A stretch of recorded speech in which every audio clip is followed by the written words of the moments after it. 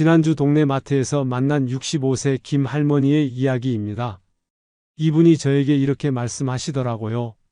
젊을 때는 자식들이 잘 되면 나도 편하게 살 줄 알았는데 막상 나이가 드니까 아무도 믿을 수가 없어요. 자식들은 자식들 살기 바빠서 뭘 부탁하기도 그렇고 정부 정책도 자꾸 바뀌고 은행 이자는 바닥이고 도대체 뭘 믿고 살아야 할지 모르겠어요. 여러분도 이런 마음 드실 때 있으시죠? 실제로 우리나라 60대 이상 분들 중에 70%가 노후 불안감을 가지고 계시다고 해요. 자식에게 의존하기도 어렵고 국가 정책은 불안하고 경제 상황도 불투명하고 그런데 정말 놀라운 건 뭔지 아세요? 이런 상황에서도 든든하게 편안하게 노후를 보내고 계시는 분들이 분명히 있다는 겁니다. 도대체 뭐가 다른 걸까요? 실제로 제가 인터뷰한 72세 박 할아버지는 자식들 도움 없이도 매월 넉넉하게 생활하고 계세요. 또 69세 최 할머니는 혼자서도 전혀 외롭지 않다고 하시더라고요. 비결은 바로 자기 자신을 믿는 힘이었습니다. 더 정확히 말하면 자기 안에 있는 능력과 경험을 제대로 활용하는 방법을 알고 계신 거예요. 오늘 1시간 동안은 노년에 진짜 믿을 수 있는 것들이 무엇인지 그리고 그것들을 어떻게 내 것으로 만들 수 있는지를 구체적인 사례와 함께 하나하나 알려드리겠습니다. 이 영상 끝까지 보시면 3가지를 얻으실 수 있어요. 첫 번째, 당장 내일부터 실천할 수 있는 구체적인 방법들. 두 번째, 평생 써먹을 수 있는 든든한 노후 대비책. 세 번째, 나이가 들수록 더 행복해지는 마음가짐의 비밀. 지금부터 시작해 보겠습니다. 첫 번째로 말씀드리고 싶은 것은 건강입니다. 많은 분들이 나이가 들면 병원에만 의존하려고 하세요. 물론 정기검진은 중요합니다. 하지만 진짜 믿을 건 바로 여러분 자신의 몸을 아는 능력이에요. 얼마 전에 만난 74세 이 할아버지 이야기를 들어보세요. 이분은 젊을 때부터 몸이 약하셨대요. 40대부터 고혈압, 당뇨까지 있으셨고요. 그런데 지금은 어떠냐면 또래보다 훨씬 건강하세요. 약도 거의 안 드시고 1년에 감기도 한 번 안 걸리신다고 해요. 비결이 뭘까요? 이분이 하신 건 아주 간단해요. 매일 아침 일어나서 자기 몸 상태를 체크하는 습관을 만드신 거예요. 혈압 재기, 체중 재기, 그리고 가장 중요한 건 어제와 오늘의 컨디션을 비교해 보는 거예요.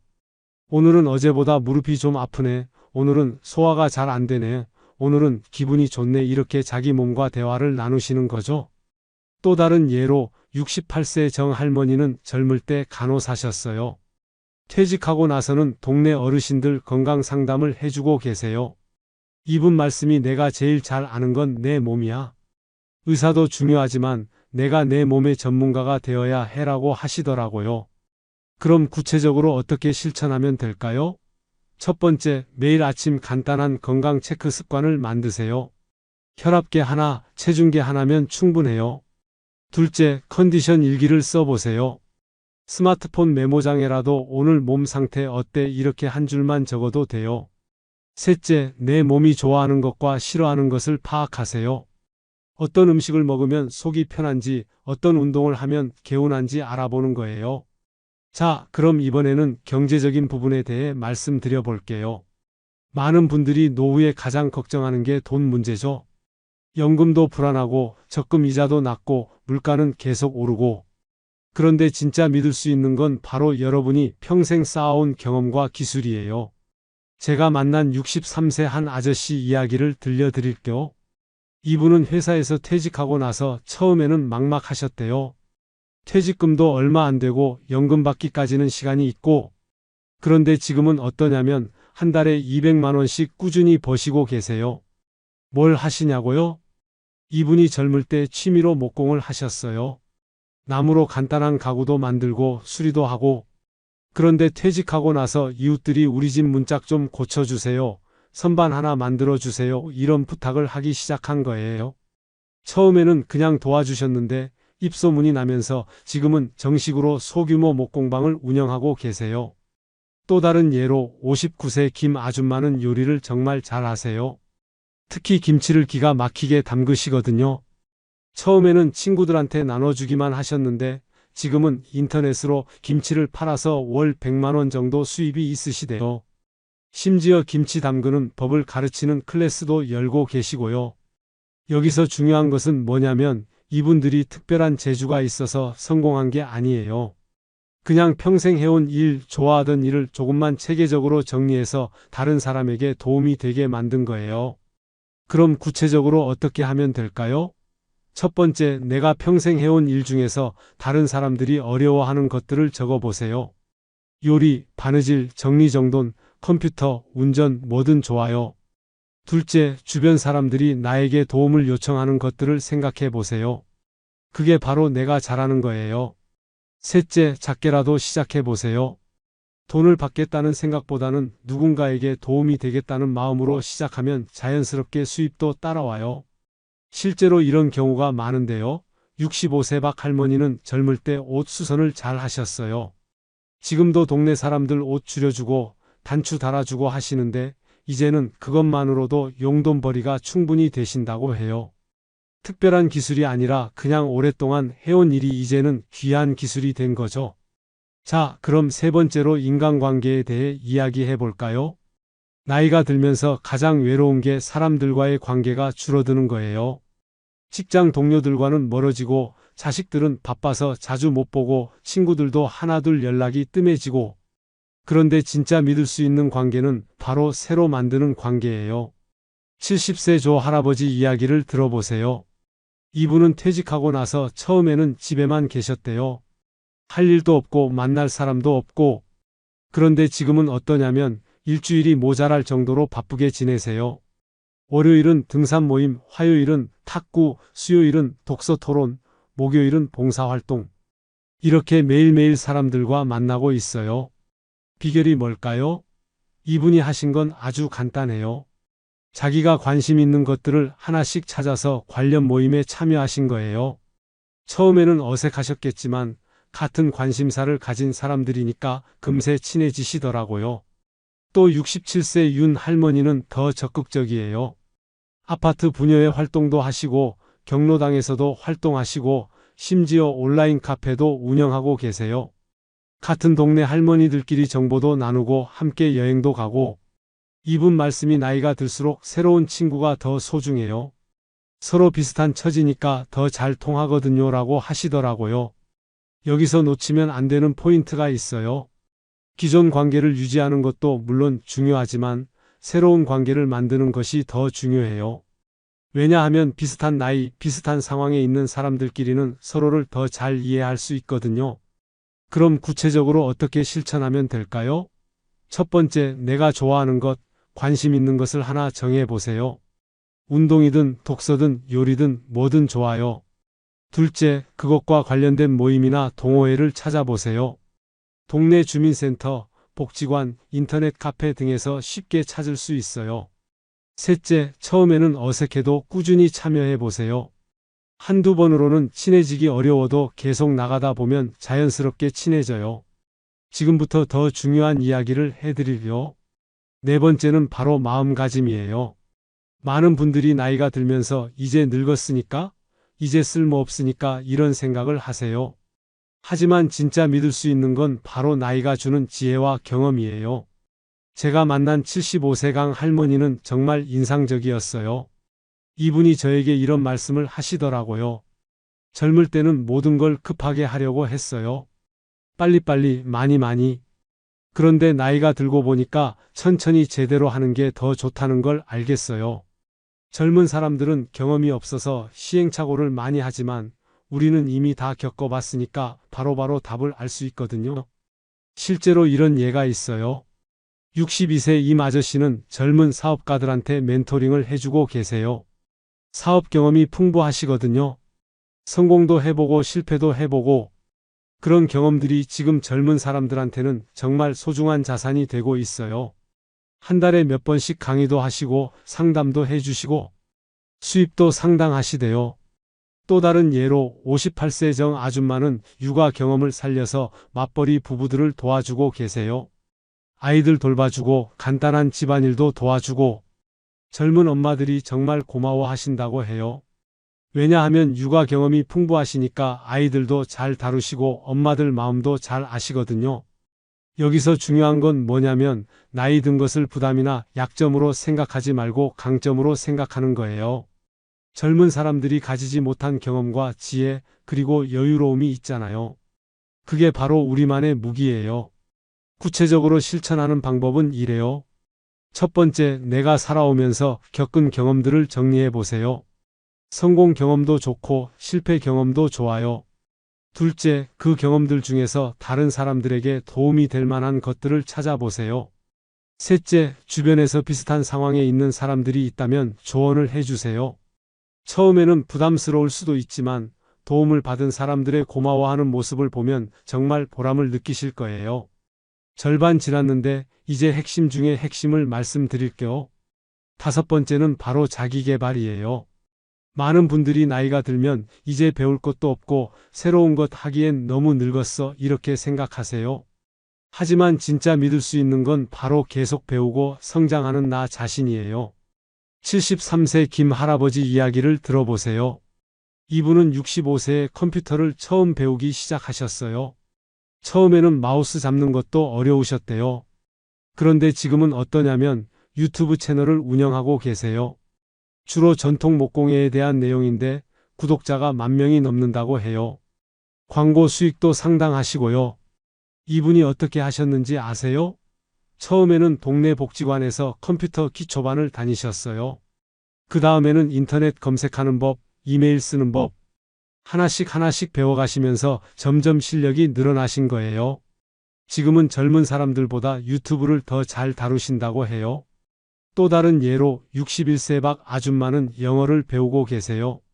젊을 때는 영어 공부할 기회가 없으셨대요. 그런데 손자가 영어를 배우는 모습을 보면서 나도 배워보고 싶다는 생각이 드셨다고 해요.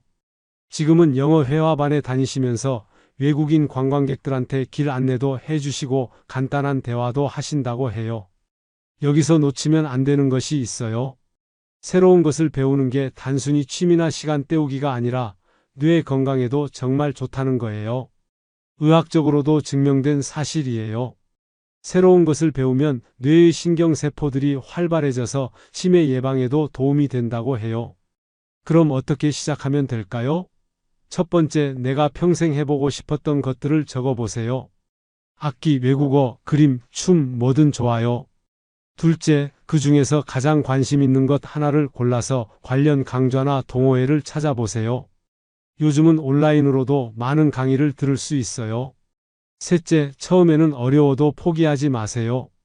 젊은 사람들보다 조금 느릴 수는 있지만 그만큼 더 신중하고 꼼꼼하게 할 수 있어요.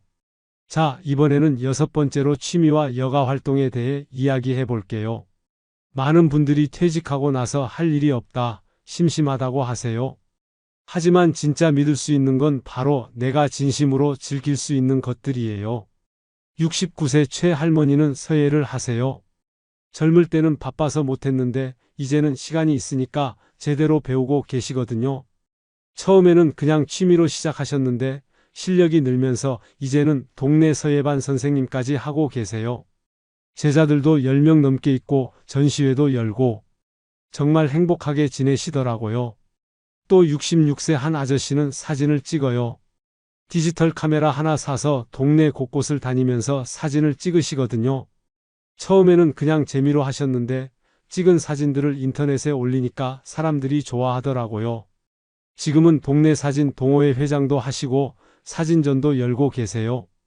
여기서 중요한 건 뭐냐면 취미 활동이 단순히 시간 보내기가 아니라 새로운 인생의 목표가 될 수 있다는 거예요. 그리고 같은 취미를 가진 사람들과 만나면서 새로운 인간관계도 만들 수 있고요. 실천 방법은 이래요. 첫 번째, 내가 정말 좋아하는 것이 무엇인지 생각해 보세요. 어릴 때 꿈꿨던 것들, 젊을 때 하고 싶었던 것들을 떠올려 보세요. 둘째, 너무 거창하게 생각하지 마시고 작게 시작해 보세요. 비싼 장비 살 필요도 없어요. 셋째, 혼자 하지 말고 같은 취미를 가진 사람들과 함께 해보세요. 더 재미있고 서로 도움도 주고받을 수 있어요. 일곱 번째는 건강한 생활 습관이에요. 많은 분들이 나이가 들면서 이제 늙었으니까 어쩔 수 없어라고 체념하세요. 하지만 진짜 믿을 수 있는 건 바로 꾸준한 생활 습관이에요. 78세 이 할아버지는 매일 새벽 5시에 일어나서 1시간 산책을 하세요. 비가 와도 눈이 와도 빠지지 않고 하신다고 해요. 이분 말씀이 처음에는 힘들었는데 이제는 안 하면 오히려 몸이 이상해요 라고 하시더라고요. 병원도 거의 안 가시고 감기도 잘 안 걸리신대요. 또 72세 정 할머니는 매일 집에서 간단한 체조를 하세요. 유튜브 보면서 따라하는 건데 30분 정도씩 하신다고 해요. 관절도 부드러워지고 혈액순환도 좋아져서 몸이 한결 가벼워지셨다고 해요. 여기서 핵심은 거창한 운동을 하는 게 아니라 매일매일 조금씩이라도 꾸준히 하는 거예요. 헬스장 갈 필요도 없어요. 집 주변 산책, 계단 오르내리기, 집에서 간단한 스트레칭, 이런 것들만으로도 충분해요. 식습관도 마찬가지예요. 74세 김 할머니는 매일 아침 간단한 주스를 만들어 드세요. 당근, 사과, 양배추 이런 걸로 만드신 건데 몸에도 좋고 맛도 좋다고 해요. 특별한 다이어트를 하는 게 아니라 몸에 좋은 것들을 조금씩 더 드시는 거죠. 실천 방법은 간단해요. 첫 번째, 내가 할 수 있는 범위 내에서 운동을 정해 보세요. 산책이든 체조든 뭐든 좋아요. 둘째, 매일 같은 시간에 하세요. 습관이 되면 자연스럽게 할 수 있어요. 셋째, 무리하지 마세요. 몸이 아프거나 힘들면 쉬어도 돼요. 중요한 건 꾸준히 하는 거예요. 여기서 잠깐 이것만은 꼭 기억하세요. 지금까지 말씀드린 것들이 모두 다 거창한 게 아니에요. 작은 것부터 하나씩 시작하면 되는 거예요. 완벽하게 하려고 하지 마시고 조금씩이라도 꾸준히 해보세요. 8번째는 사회적 기여예요. 많은 분들이 퇴직하고 나서 이제 사회에 쓸모없는 사람이 됐다고 생각하세요.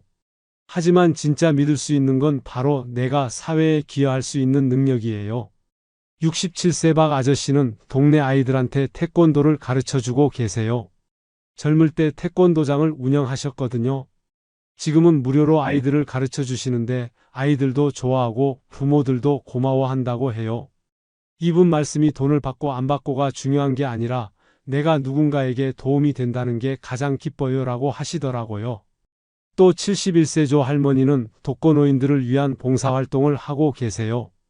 일주일에 2번씩 혼자 사시는 할머니들 집에 가서 말벗도 해드리고 간단한 집안일도 도와드리고 받는 분들도 고마워하지만 이분 자신도 보람을 많이 느끼신다고 해요.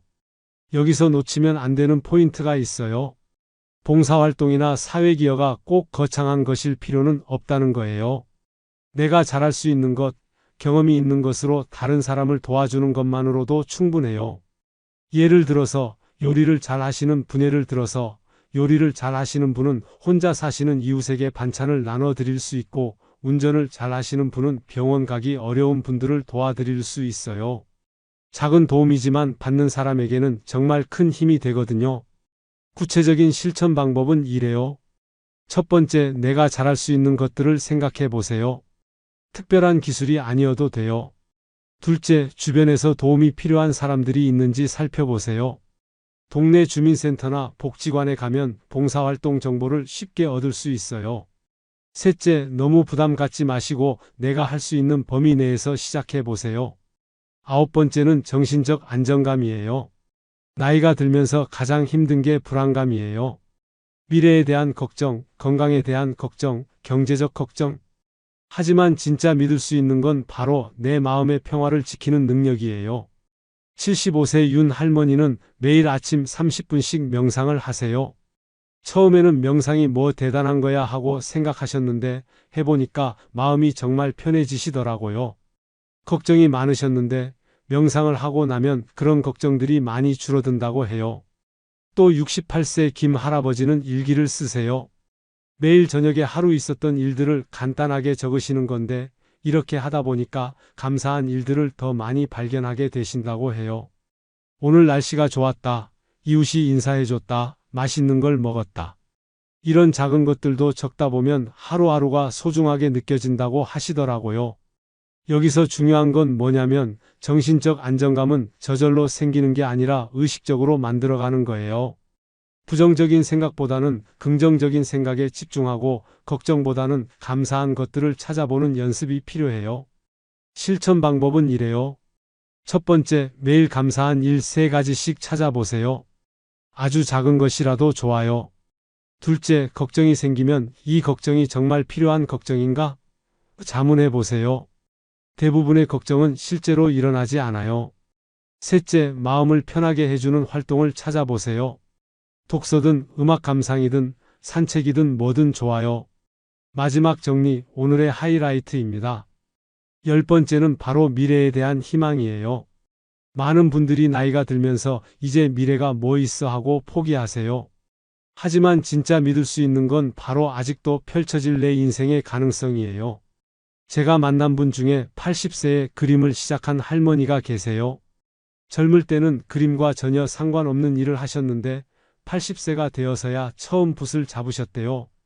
지금 85세인데 개인전도 열고 그림 교실 선생님도 하고 계세요. 이분 말씀이 나이는 숫자에 불과해요. 하고 싶은 게 있으면 언제든 시작할 수 있어요 라고 하시더라고요. 또 다른 예로 73세 할아버지는 유튜브 채널을 시작하셨어요. 주로 옛날 이야기, 전통 문화에 대한 내용을 올리시는데 젊은 구독자들이 정말 많아요. 댓글을 보면 할아버지 덕분에 우리나라 전통에 대해 많이 배웠어요. 할아버지 목소리가 너무 좋아요. 이런 내용들이 가득해요. 여기서 가장 중요한 메시지는 이거예요. 나이는 끝이 아니라 새로운 시작이 될 수 있다는 거예요. 젊을 때 못했던 것들을 이제 마음 편히 할 수 있고 시간적 여유도 있고 경험도 풍부하고 오히려 더 좋은 조건들이 많아요. 그럼 어떻게 미래에 대한 희망을 가질 수 있을까요? 첫 번째, 나이를 제약 조건으로 생각하지 마세요. 나이가 들어서 안 돼가 아니라 경험이 많아서 더 잘할 수 있어로 생각해 보세요. 둘째, 작은 목표부터 세워보세요. 거창한 계획보다는 이번 달에는 이것만 해보자 이런 식으로 시작해 보세요. 셋째, 주변의 성공 사례들을 많이 찾아보세요. 나와 비슷한 나이에 새로운 도전을 한 사람들의 이야기를 들으면 용기가 생겨요. 화면 앞에서 따라해 보세요. 지금 당장 종이 한 장과 펜을 가져오세요. 그리고 이렇게 적어 보세요. 내가 정말 하고 싶은 것 5가지. 거창할 필요 없어요. 맛있는 음식 만들어 보기, 새로운 친구 사귀기, 몸 건강하게 만들기 이런 것들도 좋아요. 적어 보셨나요? 이제 그 중에서 가장 쉬워 보이는 것 하나에 동그라미를 쳐보세요. 바로 그게 여러분이 내일부터 시작할 수 있는 첫 번째 목표예요. 잠깐 이것만은 꼭 기억하세요. 오늘 말씀드린 10가지 중에서 모든 걸 다 할 필요는 없어요. 그 중에서 내게 가장 필요한 것, 가장 관심 있는 것 하나부터 시작하면 돼요. 완벽하게 하려고 하지 마시고 조금씩이라도 꾸준히 해보세요. 실제로 많은 분들이 이런 실수를 해요. 처음에는 의욕이 넘쳐서 이것저것 다 하려고 하다가 금세 지쳐서 포기하는 거예요. 그러지 마시고 하나씩 천천히 꾸준히 해보세요. 그리고 또 하나 중요한 건 혼자 하려고 하지 마세요. 가족이든 친구든 이웃이든 누군가와 함께하면 더 쉽고 더 재미있어요. 나 이거 해보려고 하는데 같이 할래? 이렇게 물어보세요. 의외로 함께하고 싶어 하는 사람들이 많을 거예요. 또 실패를 두려워하지 마세요. 우리 나이에는 실패해도 크게 잃을 게 없어요. 오히려 새로운 경험을 하는 것 자체가 의미 있는 일이에요. 젊은 사람들은 실패하면 큰일 나지만 우리는 한번 해봤다 이런 마음으로 편하게 접근할 수 있잖아요. 마지막으로 자신을 너무 과소평가하지 마세요. 여러분은 수십 년을 살아오면서 정말 많은 경험을 쌓으셨어요. 그 경험들이 바로 여러분만의 자산이에요. 젊은 사람들이 갖지 못한 지혜, 인내심, 포용력 이런 것들이 있으시거든요. 그리고 시간이 많다는 것도 큰 장점이에요. 직장 다닐 때는 시간에 쫓겨서 제대로 못했던 것들을 이제는 충분히 음미하면서 할 수 있어요. 책도 천천히 읽고 음악도 여유롭게 듣고 사람들과도 깊이 있는 대화를 나눌 수 있고 오늘 1시간 동안 노년에 진짜 믿을 수 있는 것들에 대해 말씀드렸습니다. 첫 번째는 내 몸을 아는 능력, 두 번째는 평생 쌓은 경험과 기술, 세 번째는 새로운 인간관계, 네 번째는 나이가 주는 지혜, 다섯 번째는 끊임없는 자기개발, 여섯 번째는 진심으로 즐길 수 있는 취미, 일곱 번째는 꾸준한 생활 습관, 여덟 번째는 사회에 기여하는 능력, 아홉 번째는 마음의 평화를 지키는 힘, 그리고 10번째는 미래에 대한 희망이었습니다. 특히 기억해 주셨으면 하는 것은 나이 든 것을 약점으로 생각하지 말고 강점으로 생각하라는 것입니다.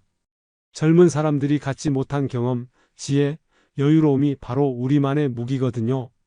그리고 혼자 하려고 하지 마시고 주변 사람들과 함께 하세요. 완벽하게 하려고 하지 마시고 조금씩이라도 꾸준히 해보세요. 여러분의 노후가 더욱 풍요롭고 행복하기를 진심으로 바랍니다. 구독과 좋아요로 응원해 주시고 다음에도 여러분께 도움이 되는 유익한 내용으로 찾아뵙겠습니다.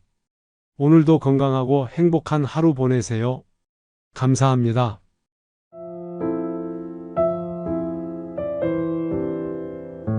안녕하세요, 여러분. 오늘은 많은 분들이 궁금해 하시지만 아무도 솔직하게 이야기해 주지 않는 현실적인 주제를 다뤄보겠습니다. 지난주 요양원을 방문했을 때 만난 84세 김 할아버지의 이야기입니다. 이분이 저에게 조용히 말씀하시더라고요. 젊을 때는 80이 되어도 지금처럼 생각하고 움직일 줄 알았어요. 그런데 막상 되어 보니까 모든 게 달라지네요. 몸도 마음도 주변 사람들도. 미리 알았더라면 더 준비를 잘했을 텐데. 여러분도 이런 궁금증 가져보신 적 있으시죠? 실제로 우리나라 80대 이상 분들의 생활 실태를 조사해보면 90% 이상이 신체적, 정신적, 사회적 변화를 경험하고 계신다고 해요. 거동 불편, 기억력 저하, 사회적 고립. 그런데 정말 중요한 건 뭔지 아세요?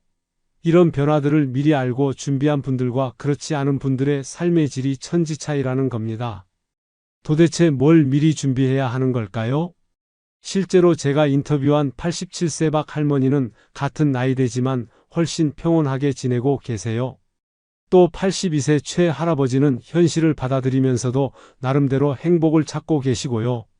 비결은 바로 80대 이후의 변화를 미리 알고 현실적으로 대비하신 것이었습니다. 오늘 1시간 동안은 80대 이후에 찾아오는 변화들을 솔직하고 현실적으로 말씀드리겠습니다. 무섭게 들릴 수도 있지만 미리 아는 것과 모르는 것의 차이는 정말 크거든요. 이 영상 끝까지 보시면 3가지를 얻으실 수 있어요. 첫 번째, 80대 이후 신체적 변화와 대응법. 두 번째, 정신적, 사회적 변화에 대한 현실적 조언.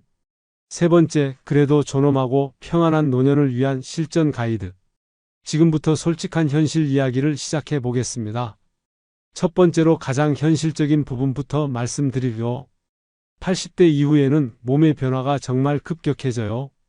70대까지는 그래도 어느 정도 활동할 수 있지만 80대부터는 상황이 완전히 달라집니다. 제가 만난 83세 윤 할머니 이야기를 들어보세요. 이분은 70대까지만 해도 혼자서 시장도 보고 요리도 하고 집안일도 다 하셨어요. 그런데 80세가 넘어가면서 갑자기 변화가 시작되었다고 해요. 먼저 다리 힘이 약해지면서 계단 오르내리기가 힘들어지셨고 그 다음에는 손목, 어깨 관절까지 아프기 시작하셨대요. 지금은 휠체어 없이는 이동하기 어려운 상태예요. 또 다른 예로 81세 정 할아버지는 시력과 청력에 큰 변화가 왔다고 해요. 70대까지는 안경만 써도 신문을 읽을 수 있었는데 80이 넘으면서 아무리 안경을 바꿔도 글씨가 잘 안 보이기 시작했다고 해요. 귀도 마찬가지예요. 보청기를 껴도 대화하기가 쉽지 않으시대요. 가장 어려운 건 화장실 문제예요. 이건 정말 솔직하게 말씀드려야 할 부분인데 80대 이후에는 70% 이상이 대소변 조절에 어려움을 겪으신다고 해요. 갑자기 마려워지거나 참기 어려워지거나 심한 경우에는 실수하는 경우도 생기거든요. 여기서 놓치면 안 되는 포인트가 있어요. 이런 신체적 변화들이 단순히 불편한 것만 아니라 자존감과 독립성에도 큰 영향을 미친다는 거예요. 평생 스스로 모든 걸 해왔던 분들이 갑자기 다른 사람의 도움을 받아야 하는 상황이 되니까 정신적으로 정말 힘들어 하시거든요. 그럼 이런 신체적 변화에 어떻게 대비해야 할까요? 첫 번째, 집안 환경을 미리 바꿔 놓으세요. 문턱 없애기, 손잡이 설치, 미끄럼 방지 매트 깔기 등을 70대부터 미리 해놓는 게 좋아요. 둘째, 보조기구 사용을 부끄러워하지 마세요. 지팡이, 휠체어, 보청기 등은 삶의 질을 높여주는 도구예요. 셋째, 정기적인 건강검진을 통해 변화를 미리 파악하고 대응하세요. 두 번째는 기억력과 인지 능력의 변화예요. 이 부분이 많은 분들이 가장 두려워하시는 부분이기도 하고 실제로 가족들에게도 큰 영향을 미치는 부분이에요. 86세 조 할머니 사례를 보세요. 이분은 80세까지만 해도 기억력이 정말 좋으셨어요. 전화번호도 다 외우고 계시고 약속도 빼먹지 않으시고, 그런데 82세부터 변화가 시작되었다고 해요. 처음에는 가끔 약속을 깜빡하는 정도였는데 점점 어제 일도 기억하지 못하기 시작하셨대요. 지금은 가족들 이름도 헷갈리시는 상태예요. 더 구체적으로 말씀드리면 80대 이후에 나타나는 기억력 저하는 단순한 건망증과는 달라요. 방금 전에 한 일을 기억 못하거나 같은 질문을 계속 반복하거나 길을 잃어버리거나 이런 증상들이 나타나기 시작해요. 특히 무서운 건 판단력도 함께 떨어진다는 거예요. 85세 박 할아버지는 전화 사기를 당하셨어요. 평생 그런 일에 안 당하셨던 분인데 인지 능력이 떨어지면서 판단력도 함께 약해진 거죠. 몇천만 원을 사기꾼에게 송금하셨다고 해요. 또 다른 예로 84세 김 할머니는 가스레인지를 켜놓고 깜빡하시는 일이 자주 생기셨어요. 다행히 큰 사고는 없었지만 가족들이 정말 걱정이 많으셨다고 해요. 결국 혼자 살기 어려워져서 요양원에 들어가게 되셨고요. 여기서 가장 힘든 부분은 본인이 변화를 인정하지 않으려고 하는 경우가 많다는 거예요. 나는 괜찮다, 깜빡한 것뿐이다라면서 도움받기를 거부하시는 분들이 많아요. 하지만 이런 태도가 오히려 더 위험한 상황을 만들 수 있거든요. 그럼 인지능력 저하에 어떻게 대비해야 할까요?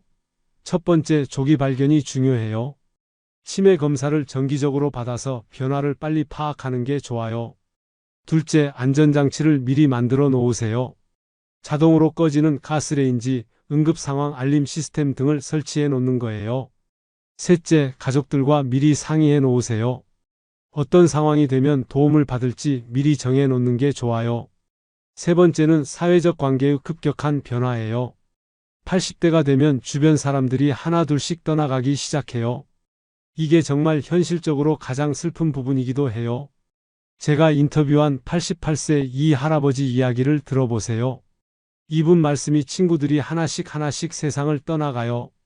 작년에만 3명이 돌아가셨어요. 장례식 가는 게 가장 많은 외출이 된 것 같아요 라고 하시더라고요. 평생 함께했던 친구들, 동료들이 점점 줄어들면서 외로움이 이만저만이 아니라고 해요. 또 다른 현실은 자녀들과의 관계 변화예요. 82세 최 할머니는 이렇게 말씀하시더라고요. 자식들이 나를 부담스러워하는 게 느껴져요. 전화해도 바쁘다고 하고 만나자고 해도 핑계를 대고 예전처럼 반겨주지 않아요. 자녀들 입장에서도 자신의 삶이 있고 바쁘겠지만 부모님 입장에서는 정말 외로우실 거예요. 더 현실적인 문제는 경제적 의존도가 높아진다는 거예요. 80대가 되면 대부분 연금만으로 생활하게 되는데 의료비 지출이 급격히 늘어나면서 경제적 어려움을 겪게 되는 경우가 많아요. 87세 정 할아버지는 한 달 병원비만 100만 원이 넘는다고 하시더라고요. 가장 어려운 건 사회적 역할의 상실이에요. 평생 누군가의 아버지, 어머니, 할아버지, 할머니로 살아왔는데 80대가 되면서 그런 역할들도 점점 줄어들어요. 손자, 손녀들도 커서 할머니, 할아버지가 필요 없어지고 가족 내에서도 의견을 물어보지 않게 되고 이런 사회적 고립은 우울증으로 이어지는 경우가 많아요. 실제로 80대 이상 분들 중에 40% 이상이 우울증 증상을 보인다는 연구 결과도 있어요. 그럼 사회적 관계 변화에 어떻게 대응해야 할까요? 첫 번째, 새로운 관계를 만드는 것보다는 기존 관계를 소중히 하세요. 남아있는 친구들, 가족들과의 시간을 더 의미 있게 보내는 거예요. 둘째, 역할의 변화를 받아들이세요. 주도하는 역할에서 지켜보는 역할로 바뀔 수 있어요. 셋째, 도움을 요청하는 걸 부끄러워하지 마세요. 혼자 견디려고 하지 말고 필요할 때는 도움을 구하세요. 지금부터 더 중요한 이야기를 해드리려. 네 번째는 바로 일상생활의 급격한 변화예요. 80대가 되면 지금까지 당연하게 해왔던 일들이 갑자기 어려워집니다. 89세 한 할머니의 하루 일과를 들어보세요. 아침에 일어나는 것부터가 일이에요. 침대에서 일어나는 데만 30분이 걸려요. 화장실 가는 것도 조심조심, 세수하는 것도 힘들고, 밥 해먹는 것도 이제는 너무 어려워서 대부분 배달 음식이나 간단한 것만 먹어요. 이렇게 기본적인 일상생활조차 혼자서는 어려워지는 거예요. 요리가 특히 어려워져요.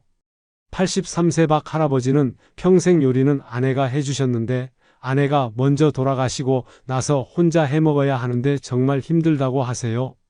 가스레인지 사용도 위험하고 칼질도 위험하고 무거운 냄비도 들기 어렵고 결국 컵라면이나 빵으로 끼니를 때우는 경우가 많다고 해요.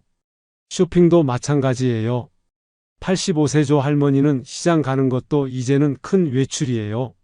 무거운 것 들기도 어렵고 계산하는 것도 헷갈리고 온라인 쇼핑은 더더욱 어렵고요 라고 하시더라고요. 청소나 빨래 같은 집안일도 점점 어려워져요. 무릎이 아파서 걸레질하기 어렵고 세탁기 사용법도 복잡하게 느껴지고 결국 집안이 점점 지저분해지는 경우가 많아요. 가장 현실적인 문제는 개인 위생 관리예요. 목욕하기가 정말 어려워지거든요. 욕조에 들어가고 나오기도 어렵고 몸을 씻는 것도 힘들고 머리 감기도 어렵고 81세 김 할아버지는 일주일에 한 번 목욕하는 것도 큰일이에요 라고 하시더라고요. 여기서 중요한 건 뭐냐면 이런 일상생활의 어려움이 단순히 불편한 것만 아니라 건강과 안전에도 직접적인 영향을 미친다는 거예요. 제대로 먹지 못하면 영양실조가 될 수 있고 개인 위생이 안 되면 감염의 위험이 있고 집안이 지저분해지면 넘어질 위험도 있고 그럼 일상생활 변화에 어떻게 대응해야 할까요? 첫 번째, 도구의 도움을 받으세요. 전자레인지, 간편식품, 청소 도구 등을 적극 활용하는 거예요. 둘째, 서비스를 이용하는 것도 고려해 보세요. 가사도우미, 배달 서비스, 방문 목욕 서비스 등이 있어요. 셋째, 가족들과 역할 분담을 하세요. 무엇을 도와받을지 미리 정해놓는 게 좋아요. 절반 지났는데 이제 핵심 중에 핵심을 말씀드릴게요. 다섯 번째는 바로 의료적 의존도가 급격히 높아진다는 현실이에요. 80대가 되면 병원이 일상의 중심이 됩니다. 84세 윤 할아버지의 일주일 스케줄을 보세요. 월요일은 내과, 화요일은 정형외과, 수요일은 안과, 목요일은 피부과. 거의 매일 어딘가 병원에 가야 해요. 이분이 드시는 약만 해도 10가지가 넘는다고 해요. 혈압약, 당뇨약, 관절약, 소화제, 수면제. 약 먹는 시간을 맞추는 것만으로도 하루가 바빠요. 더 현실적인 문제는 응급 상황이 자주 발생한다는 거예요. 86세 정 할머니는 작년에만 응급실에 5번 가셨다고 해요. 갑자기 어지러워서 가슴이 아파서 숨이 가빠서 혼자 계실 때 이런 일이 생기면 정말 위험하거든요. 입원도 잦아져요. 87세 최 할아버지는 올해만 3번 입원하셨어요. 폐렴으로 1번, 낙상으로 1번, 심장 문제로 1번. 입원할 때마다 몸이 더 약해지는 것 같다고 하시더라고요. 가장 어려운 건 약물 관리예요. 종류도 많고 먹는 시간도 다르고 부작용도 있고 82세 박 할머니는 약 먹는 것만으로도 하루가 다 가요. 아침에 5알, 점심에 3알, 저녁에 4알. 까먹으면 안 되니까 계속 신경 써야 해요 라고 하시더라고요. 치료비 부담도 만만치 않아요. 보험이 있어도 본인 부담금이 상당하거든요. 88세 조 할아버지는 한 달 치료비만 200만 원이 넘는다고 해요. 연금으로는 감당하기 어려운 수준이에요. 여기서 가장 중요한 현실은 의료진과의 소통이 어려워진다는 거예요. 청력도 떨어지고 이해력도 떨어지고 기억력도 떨어지니까 의사 말씀을 제대로 듣고 이해하기가 어려워요. 그래서 치료 효과도 떨어지는 경우가 많아요.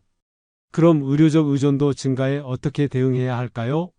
첫 번째, 의료진과의 소통을 위해 가족이나 보호자가 함께하는 게 좋아요. 둘째, 약물 관리 시스템을 만드세요. 요일별 약통, 알림 시계 등을 활용하는 거예요. 셋째, 응급상황 대비책을 마련해 놓으세요. 응급연락망, 응급처치법 등을 미리 준비해 두는 게 중요해요. 여섯 번째는 바로 경제적 어려움이 가중된다는 현실이에요. 80대가 되면 수입은 줄어드는데 지출은 오히려 늘어나는 경우가 많아요. 85세 한 할머니의 가계부를 보면 이래요. 연금이 월 80만 원인데 병원비만 50만 원, 약값 20만 원, 생활비 30만 원. 매달 적자예요. 적금을 깨서 쓰고 있는데 언제까지 버틸 수 있을지 모르겠어요. 이런 상황이 정말 많아요. 특히 의료비 지출이 급격히 늘어나요. 젊을 때는 한 달에 병원비가 몇만 원 수준이었는데 80대가 되면 몇십만 원씩 나가는 경우가 부지기수예요. 보험이 적용되지 않는 항목들도 많고 간병비, 교통비까지 합치면 정말 부담이 큽니다. 요양원 비용도 만만치 않아요. 87세 박 할아버지는 요양원에 들어가시는데 한 달 비용이 150만 원이라고 해요. 연금만으로는 감당하기 어려워서 자녀들이 보태주고 있다고 하시더라고요. 생활비도 의외로 많이 들어요. 혼자서 해결하기 어려우니까 배달음식, 가사도우미, 각종 서비스를 이용해야 하는데 이런 것들이 다 돈이거든요. 83세 조 할머니는 젊을 때는 직접 다 했는데 이제는 뭐든지 돈 주고 시켜야 해요 라고 하시더라고요. 가장 현실적인 문제는 자녀들에게 경제적으로 의존하게 된다는 거예요. 평생 자녀들을 키우고 뒷바라지했던 분들이 이제는 반대로 도움을 받아야 하는 상황이 되니까 정말 마음이 복잡하시더라고요. 그럼 경제적 어려움에 어떻게 대응해야 할까요? 첫 번째, 70대부터 미리 경제 계획을 세우세요. 80대 이후 예상 지출을 미리 계산해 보는 거예요. 둘째, 정부 지원 제도를 적극 활용하세요. 노인장기요양보험, 의료비 지원 등 받을 수 있는 혜택들을 알아보세요. 셋째, 자녀들과 미리 상의해 놓으세요. 언제부터 얼마나 도움받을지 미리 계획을 세워두는 게 좋아요. 일곱 번째는 바로 정신적, 정서적 변화예요. 80대가 되면 몸의 변화와 함께 마음의 변화도 따라와요. 이 부분이 사실 가장 어려운 부분이기도 해요. 제가 상담한 86세 이 할머니 이야기를 들어보세요. 요즘은 매일 우울해요. 할 수 있는 게 아무것도 없고 누구에게도 필요 없는 사람이 된 것 같아요. 차라리 빨리 죽었으면 좋겠다는 생각도 들어요. 이런 말씀을 하시는 분들이 정말 많아요. 특히 무력감이 심해져요. 89세 박 할아버지는 젊을 때는 내가 뭐든지 할 수 있다고 생각했는데 이제는 화장실 가는 것도 누군가 도와줘야 해요. 이렇게 무능해진 나를 보면 정말 한심해요 라고 하시더라고요. 죽음에 대한 두려움도 커져요. 주변 사람들이 하나둘 세상을 떠나고 자신도 언제 어떻게 될지 모르니까 불안감이 이만저만이 아니에요. 84세 최 할머니는 밤에 잠들 때마다 내일 아침에 깰 수 있을까 하는 생각이 들어요 라고 하시더라고요. 기억력이 떨어지는 것에 대한 두려움도 있어요. 87세 정 할아버지는 깜빡하는 일이 많아지니까 치매가 오는 건 아닌지 계속 걱정돼요. 가족들 이름도 헷갈릴 때가 있어서 정말 무서워요 라고 하시더라고요. 가장 슬픈 건 존재감의 상실이에요. 평생 누군가에게 필요한 사람으로 살았는데 80대가 되면서 점점 짐이 되는 존재로 느껴진다는 거예요. 85세 한 할아버지는 자식들이 나를 부담스러워하는 게 느껴져요. 차라리 내가 없어졌으면 좋겠다고 생각해요 라고 하시더라고요. 이런 정서적 변화는 신체 건강에도 영향을 미쳐요. 우울하면 식욕도 떨어지고 잠도 안 오고 면역력도 떨어져서 더 자주 아프게 되는 거죠. 그럼 정신적, 정서적 변화에 어떻게 대응해야 할까요? 첫 번째, 변화를 자연스러운 것으로 받아들이세요. 나이가 들면서 오는 변화를 부정하지 말고 인정하는 거예요. 둘째, 작은 것에서라도 보람을 찾으세요. 손자에게 옛날 이야기 해주기, 화초 기르기 등 할 수 있는 것들을 찾아보세요. 셋째, 전문적인 도움을 받는 것도 고려해 보세요. 우울증이나 불안장애는 치료할 수 있는 질병이에요. 여기서 잠깐 이것만은 꼭 기억하세요. 지금까지 말씀드린 것들이 무섭게 들릴 수도 있지만 미리 아는 것과 모르는 것의 차이는 정말 커요. 준비된 상태에서 맞이하는 변화와 준비 없이 맞이하는 변화는 전혀 다르거든요. 여덟 번째는 바로 가족관계의 근본적 변화예요. 80대가 여덟 번째는 바로 가족관계의 근본적 변화예요. 80대가 되면 지금까지의 가족 내 역할이 완전히 뒤바뀝니다. 제가 만난 83세 김 할머니의 현실적인 이야기를 들어보세요. 평생 집안의 중심이었어요. 모든 결정을 제가 했고 자식들도 저한테 의견을 물어봤어요. 그런데 이제는 아무도 저한테 묻지 않아요. 심지어 제 일도 자식들이 결정해요. 어느 병원에 갈지 뭘 먹을지까지 주도권을 완전히 잃어버린 상황이에요. 더 현실적으로는 자녀들이 부모를 바라보는 시선이 달라져요. 81세 박 할아버지 말씀이 아들이 나를 아이 보듯이 해요.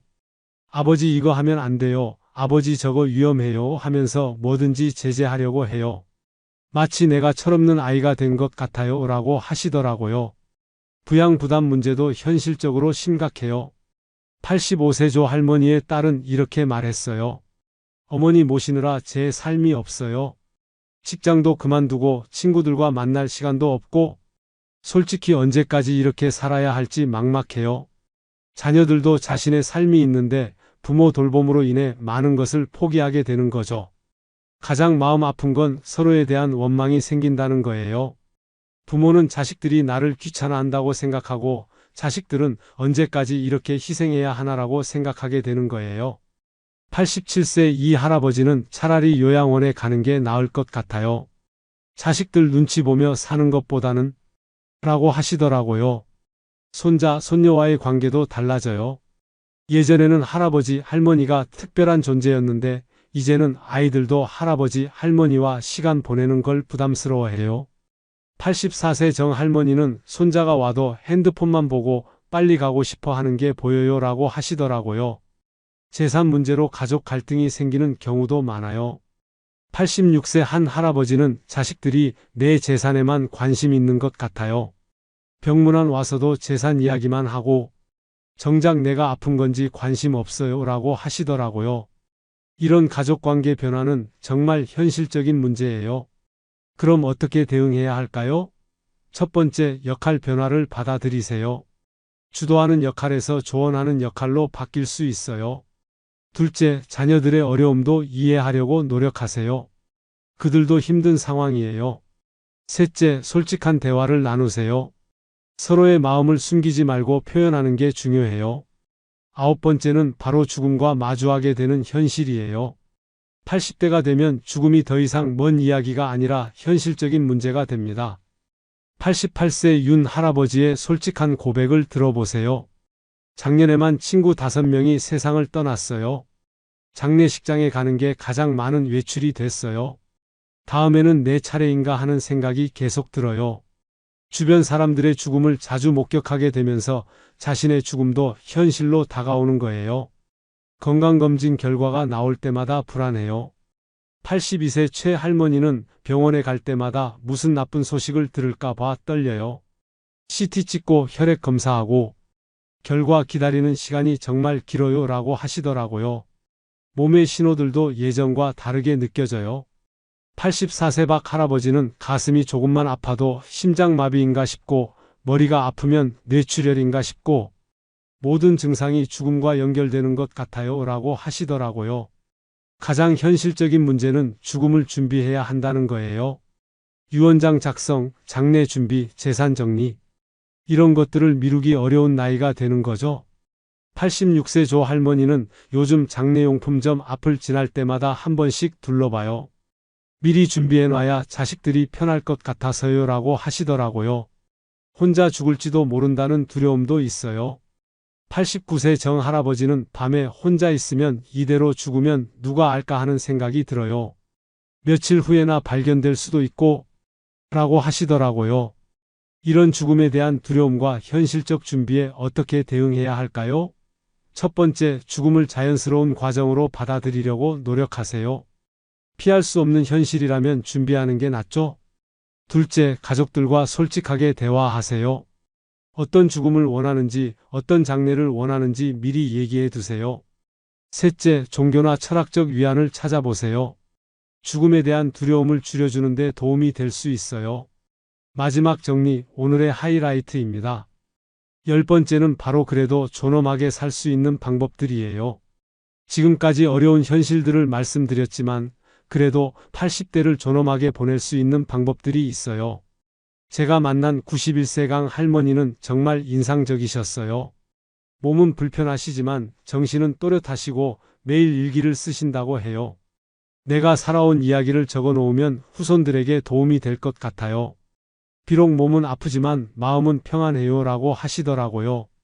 또 87세 박 할아버지는 제한된 몸 상황에서도 할 수 있는 일들을 찾으셨어요. 손자에게 옛날 이야기 들려주기, 화초물 주기, 라디오 듣기. 작은 것들이지만 나름의 의미를 찾고 있어요. 완전히 포기하지 않고 자신만의 방법을 찾으신 거죠. 존엄사에 대한 준비도 중요해요. 85세 이 할머니는 무의미한 연명치료는 받지 않겠다고 가족들과 약속했어요.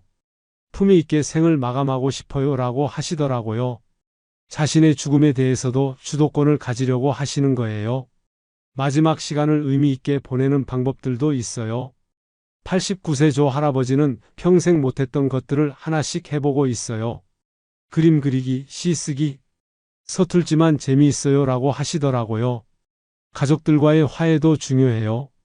83세 한 할머니는 그동안 서운했던 것들을 다 내려놓기로 했어요. 남은 시간이 얼마 없는데 원망하며 살기 싫어요 라고 하시더라고요. 봉사활동이나 나눔도 할 수 있어요.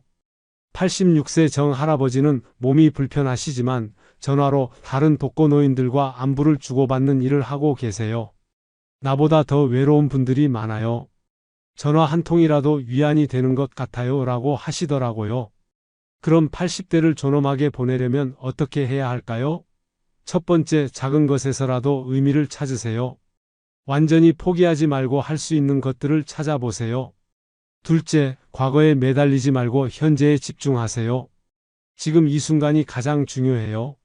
셋째, 가족들과 솔직하게 소통하세요. 원망보다는 이해와 용서가 더 평안을 가져다줘요. 화면 앞에서 따라해 보세요. 지금 당장 종이 한 장과 펜을 가져오세요. 그리고 이렇게 적어보세요. 80대가 되기 전에 준비하고 싶은 것 5가지. 건강관리, 경제준비, 가족관계, 주거환경, 마음의 준비. 뭐든 좋아요. 적어보셨나요? 이제 그 중에서 가장 시급한 것 하나에 동그라미를 쳐보세요. 바로 그게 지금부터 준비해야 할 첫 번째 과제예요. 잠깐 이것만은 꼭 기억하세요. 오늘 말씀드린 현실들이 무섭게 들릴 수도 있지만 이것이 피할 수 없는 우리 모두의 미래라는 점입니다. 하지만 미리 알고 준비하면 훨씬 나은 80대를 보낼 수 있어요. 가장 중요한 건 혼자 준비하려고 하지 마세요. 가족들과 함께 계획을 세우고 필요하면 전문가의 도움도 받으세요.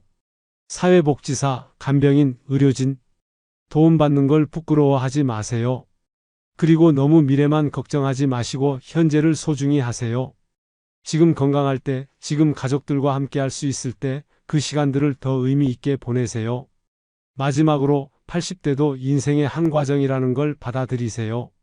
어려운 시기이긴 하지만 그 안에서도 나름의 의미와 행복을 찾을 수 있어요. 포기하지 말고 끝까지 존엄하게 살 수 있는 방법을 찾아보세요. 오늘 1시간 동안 80대 이후의 현실적인 변화들에 대해 말씀드렸습니다. 신체적 변화, 인지능력 저하, 사회적 고립, 일상생활의 어려움, 의료 의존도 증가, 경제적 부담, 정서적 변화, 가족관계 변화, 죽음과의 마주함, 그리고 그래도 존엄하게 사는 방법까지 다뤘습니다. 특히 기억해 주셨으면 하는 것은 이런 변화들을 미리 알고 준비하는 것과 모르고 당하는 것의 차이는 정말 크다는 점입니다. 무섭고 어려운 현실이지만 피할 수 없다면 현명하게 준비하는 게 최선이에요. 여러분의 노년이 비록 어려움이 있더라도 존엄하고 평안하기를 진심으로 바랍니다. 구독과 좋아요로 응원해 주시고 다음에도 도움이 되는 현실적인 내용으로 찾아뵙겠습니다. 오늘도 건강하고 소중한 하루 보내세요. 감사합니다. 잠깐 영상을 끄지 마세요.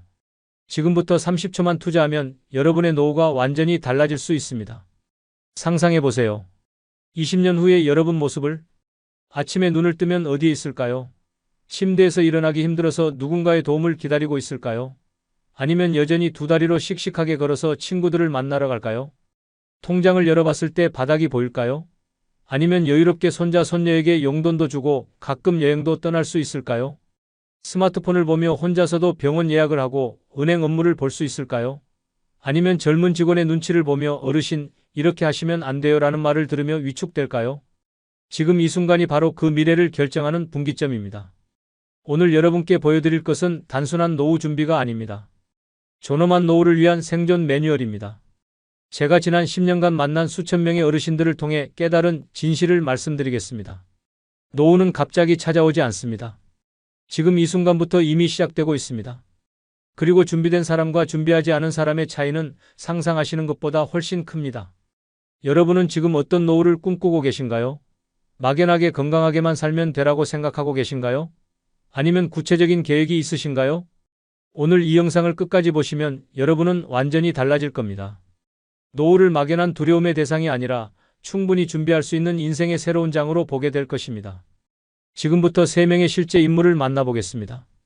이분들은 모두 70대 초반이지만 삶의 모습이 완전히 다릅니다. 이 3분의 하루를 보면서 여러분이 어떤 노후를 선택할지 생각해 보시기 바랍니다. 첫 번째 분은 김순자 할머니입니다. 72세 부산에 혼자 살고 계십니다. 순자 할머니의 어제 하루를 따라가 보겠습니다. 새벽 5시 잠에서 깼지만 일어날 이유가 없습니다.